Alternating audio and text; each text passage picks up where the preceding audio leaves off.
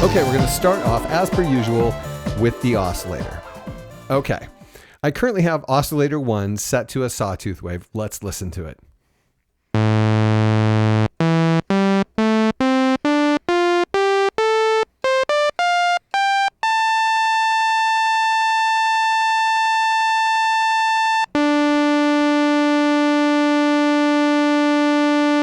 The reason why I held that note for that amount of time was so that you could hear that that sawtooth is not rigid. It is not sterile.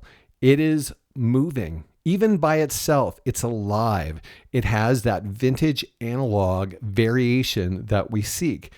And there's reasons for that. It's because these oscillators are truly analog, and they're analog in the old-fashioned style that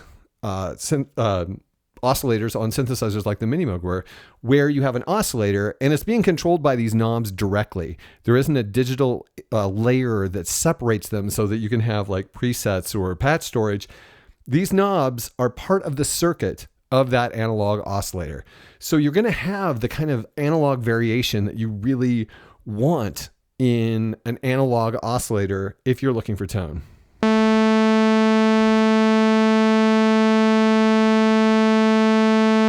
Okay, I'm going to play a digital sawtooth wave for you so you can hear the difference between these two sounds. Okay.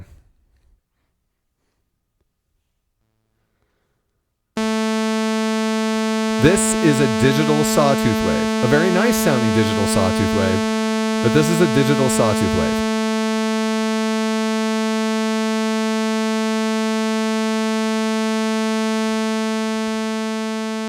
It's perfect in every way, but perfection is not what we seek when we want analog tone. Now have a listen to this one, which is the Nyborg in comparison.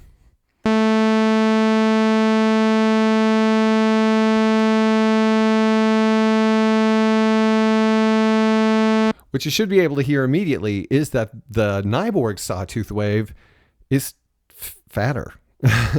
It has a heavier low end, and there's a slight sort of saturation or distortion in it, which is what we want. We don't want a perfect sawtooth wave because we want analog tone.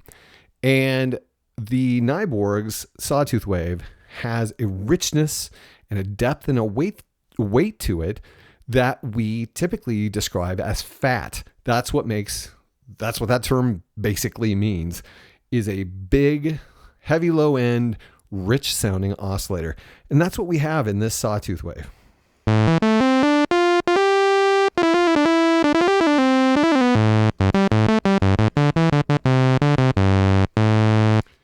Here, let's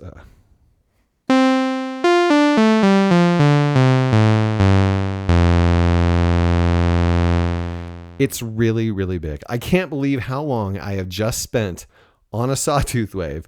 But these are things that have to be said because for me, and we're just talking about me here, but for me, the tone of the oscillators is one of the most important parts of a vintage sounding analog synthesizer. And for me personally, for any analog synthesizer, if your oscillators are not thrilling, it kind of doesn't even matter how great your filter is.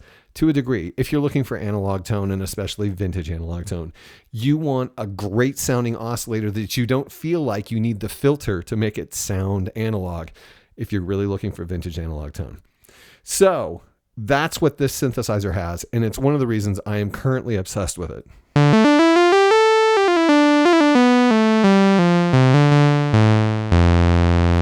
I could listen to that sawtooth all day, but let's talk about what the oscillators actually do here. Okay. Up top here on oscillator 1, you have a tuning knob, and it doesn't have a huge range. So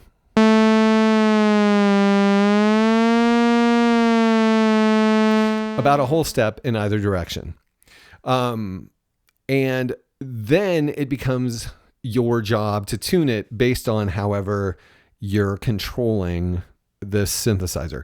Right now, I am using CV to control this synthesizer for that authentic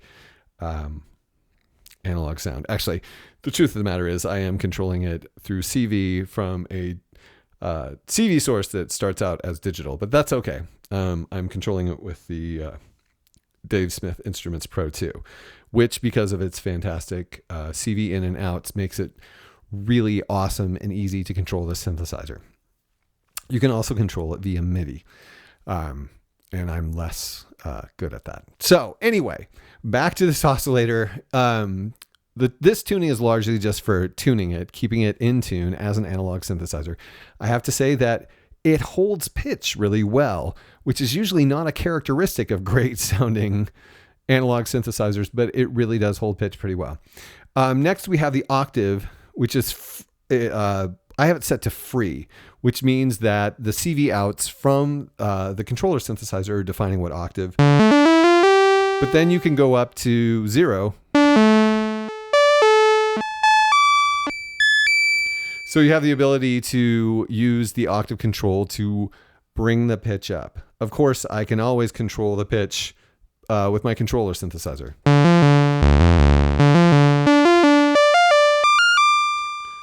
I was playing the same two notes just in case, because you can't see the keyboard. I wasn't tricking you. I was actually playing the same two notes and then switching the octaves.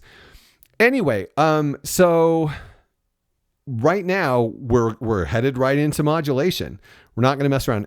If we want to choose a different wave shape, we can do that over here in the audio mixer. And perhaps I'll do that right now because you deserve to hear the square wave too. There's the sawtooth. There's the square wave. And we adjust the width right here with the square wave width control. That's in the center.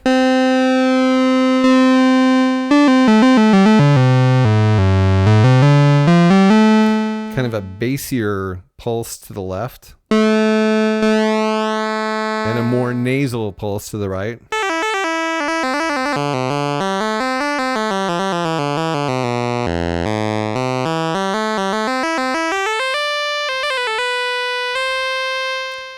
And so, of course, you could always manually do pulse width modulation.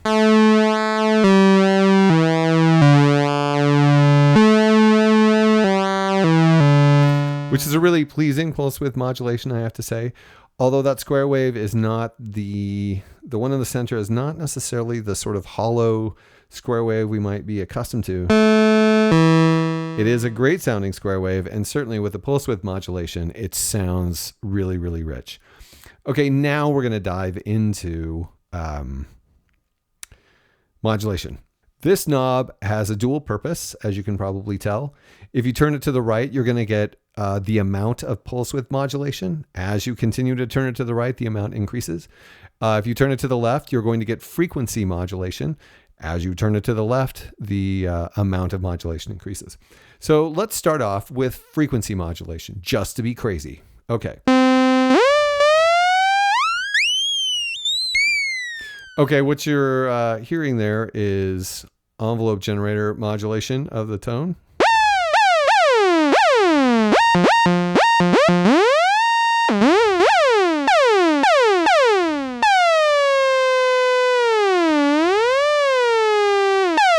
So basically, it allows you to direct the envelope generator to the frequency of the oscillator, which is of crucial importance in a powerful synthesizer because it allows you to do non-tonal sounds, it allows you to do drum sounds, and it allows you to do really incredible effects. This is a thing that you want, and it's so often missing from synthesizers because I don't really know, but it's here.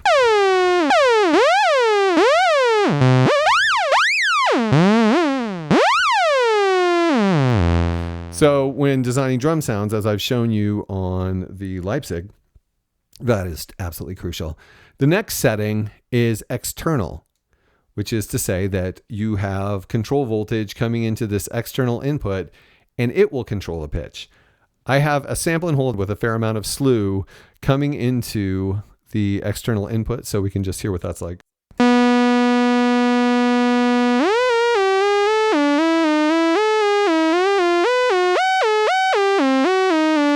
And that's coming from the Pro 2 right now. But yeah, so your modular system, you have a modulation output that you want to control your pitch. You're totally set. You just plug it in right here. Super simple. We also have the LFO.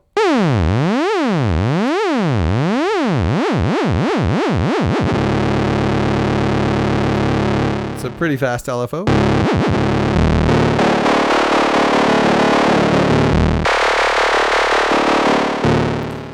Makes a great oscillator sound great even when it's up in that crazy rate. The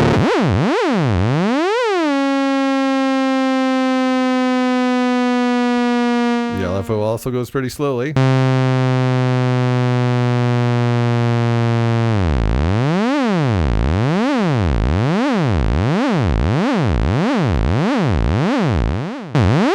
And you, of course, control the amount of the breadth of that LFO using your modulation amount.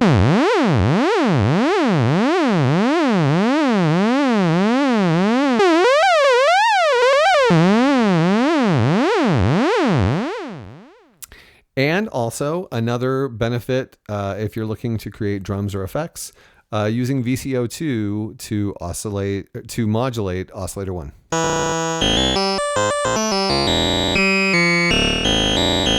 For your crazy FM sounds.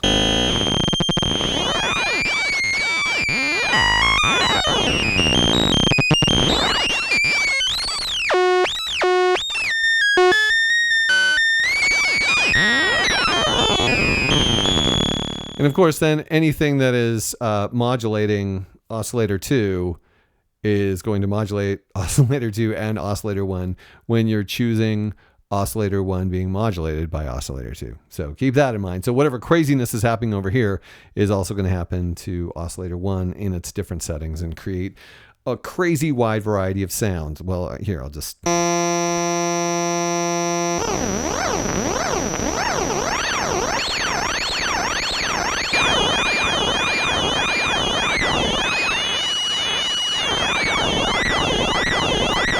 Apparently, it is using the square wave output as the modulation source, which I find interesting.